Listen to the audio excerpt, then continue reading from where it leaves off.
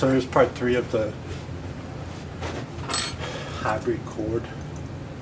So I finished wrapping and splicing all the wires. I used the heat shrink, got the 5 wires. I did cut the yellow one off as it's not being used in this application.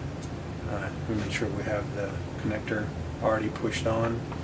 We have the foil wrap still intact, and we also have the sheathing ground wires that are still intact, and we can push those back up over the heat shrinked portion. Let me zoom in a little bit here so we can get a better look.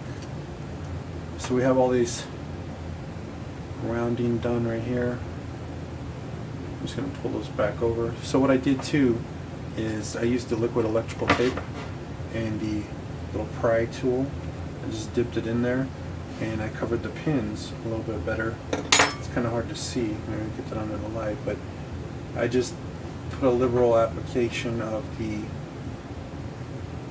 liquid electrical tape over that because they weren't covered that well, and they might have made some connection with the grounding part, which would cause signal loss or distortion. So I did that to both sides, just kind of coated that. I dipped this in the can of liquid electrical. It has a brush on the end, but the brush is very huge, so I just dipped in there and kind of spotted it onto the pins there to cover them up after I was done. So now we have the pins all covered up, all the connections are made, and I let the liquid electrical tape dry out, and now we're ready to stuff it back in. So the next part we have to do is we have to take the grounding wire.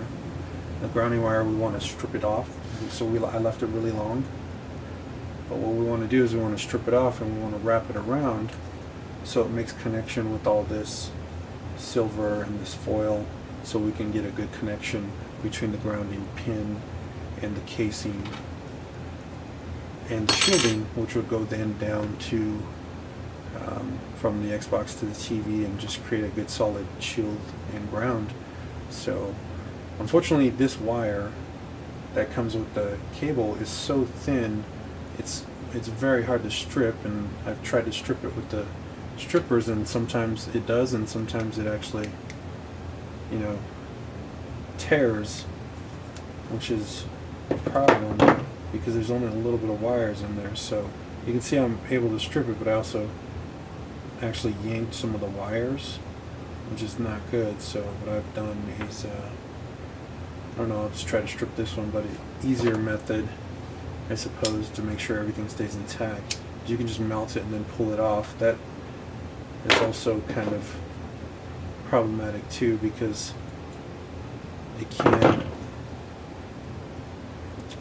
can break the wires if you pull them too hard or if you don't do it correctly. If you just melt it a little bit, kind of yank it, and you're more assured that you're not going to break the wire and the silicone or rubber that encases the wire isn't that terribly thick, so you can melt it and kind of yank it off pretty easily. The only thing is it get kind of bunched up too, which can be a problem, but let me zoom out. Here's where we look. What we got going on here? So you just got to kind of melt it off, and then it gets kind of crispy. It gets crispy and then it just kind of tears off, which is not the most elegant solution, but it works. Except for the smell, right?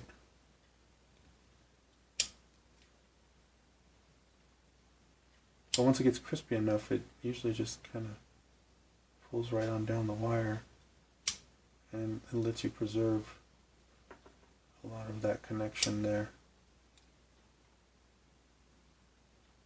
That's a nice and clean stripping back in really small wires. I'm sure there's a better way, but having the right tools and wanting to get something done, kind of just go with it and figure it out as you go. And these wires are so thin too, you can even melt them and break them if you're not careful, even with the lighter. So see, I just broke one section of it, which is not cool. So then after I got them all done, I'm just going to take it and spin it to give it like a nice braiding, so to speak.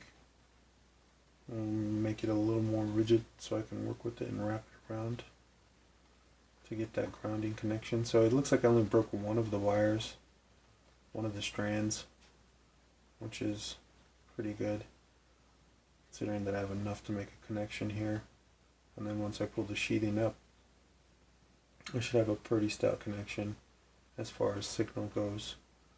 So that's what I'm left with now, and then what I'm going to do is take all the wires and kind of bunch them together and then give this a little twist and spin around there. Pull all this back up and kind of squish it together. So I got all these sheathing, pull it up as far as I can get it, kind of smooth it out and get the entire group of wires, and then spin this one around as much as I can and as tightly as I can to make that connection. So it just kind of ties it in and gives a lot of connection points if I twist it around as best I can. Then I can pull the sheathing over. I also got this wire that I can wrap back around. So we're very tight on space, so we want to keep this as tight as possible. And then wrap the foil around. See if we got a really solid connection now. We've got enough surface area of the copper wire from the grounding inside the pin connector. And that, so now it's nice and shielded and grounded. Now we have to try to stuff it all in here, which is going to be fun. But if you take the pins and just shove them back in, shove it all the way up, you can kind of bend everything in there and then stuff it in with your fingernail there. So all the silver mesh of wire, since I put the liquid electrical tape, I'm not too worried about smashing it in there and making contact with any pins. So I can fold it over a couple of times so it's actually smashed in really good.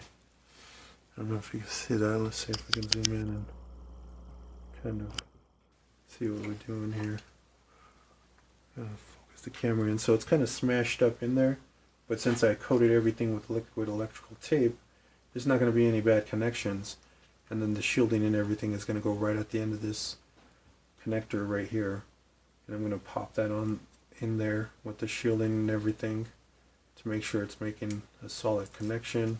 And then just kind of fold this on right there. And then leave a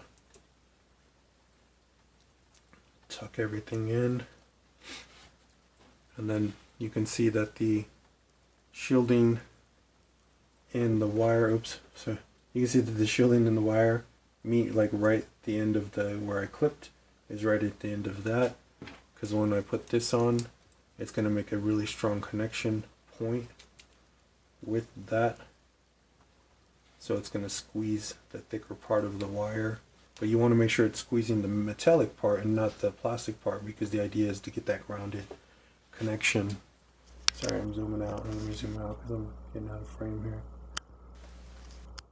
So you want to then just reverse the process and kind of get the, I think these are called spudgers, or I don't know, I call them a prying tool. You just kind of stuff everything in with the prying tool. Get it back in there.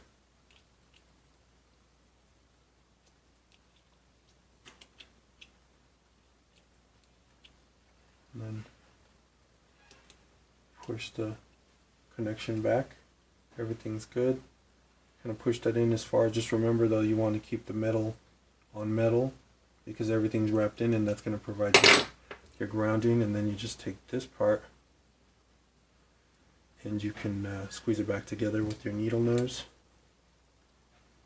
and get a proper grounded connection going. So I just squeeze that back. Give it a nice firm clamping. Make sure all the pins, everything looking good right there. I'm pretty confident in my work. You might want to run the voltmeter to it and make sure, check it for continuity and make sure you didn't short anything out to ground. If you do, it'll mess up your signal and you'll have some static and stuff like that and signal loss, but then you should be able to just take this guy.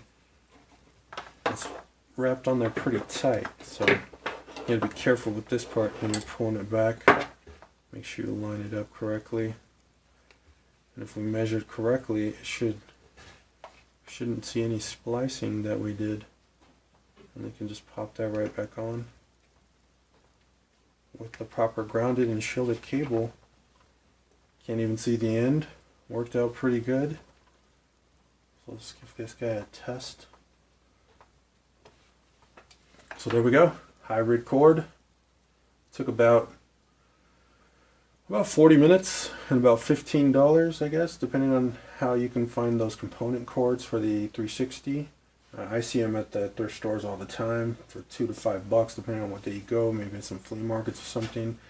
Since the HDMI cord is available on the 360, most folks don't use those components. I'm sure you can do it with the PlayStation component cord if you wanted to, or some monster cord, but it seems like the 360 cord is available in more places. But I mean, that looks pretty good. I'm pretty proud of that because it's like an OEM cord. So the last thing to do is I'm just going to zoom out and I'm going to test it, make sure everything works. So we'll get a little look at my setup as well. So actually I got a TV so I can see what I'm filming. That's pretty cool, like Inception, right?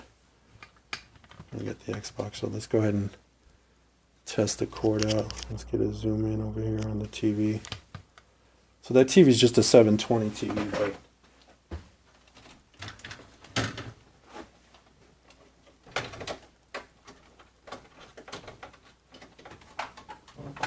should give us an adequate representation of our signal. So here's the other cord that I made. This is the new cord. So again, the yellow wire I just left, it's a dead end. You can hook it up, maybe glue it on or something, but I left it as a dead end.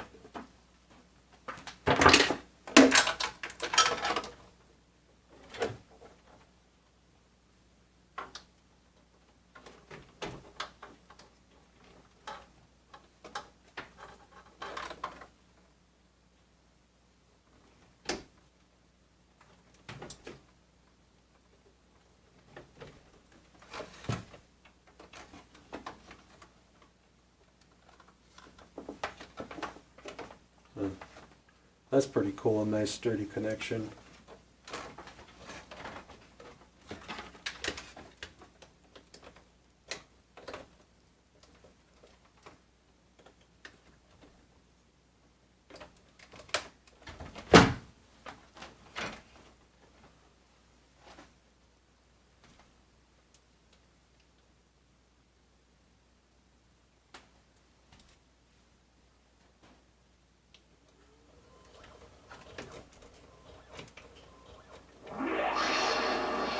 So you can see it's 720 by 480. It's actually looking pretty good. It's kind of hard to tell without a game.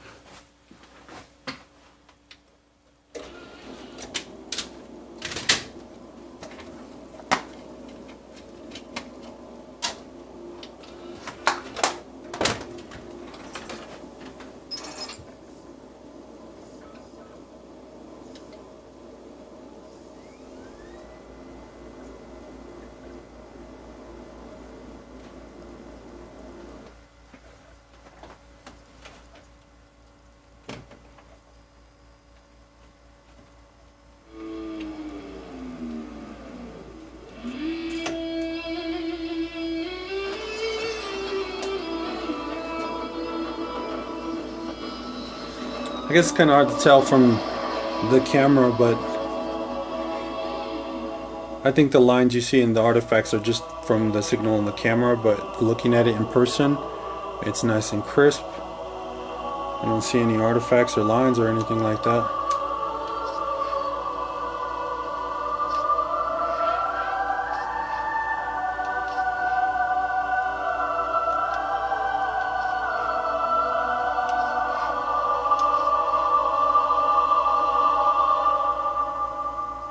Yeah, it looks pretty crisp. I also have one connected on my 4K TV, and it's upscaled. It actually reads, you know, somewhere in the 1080i range, which is pretty cool. Maybe I'll throw a quick demo of that one, of the one I first made.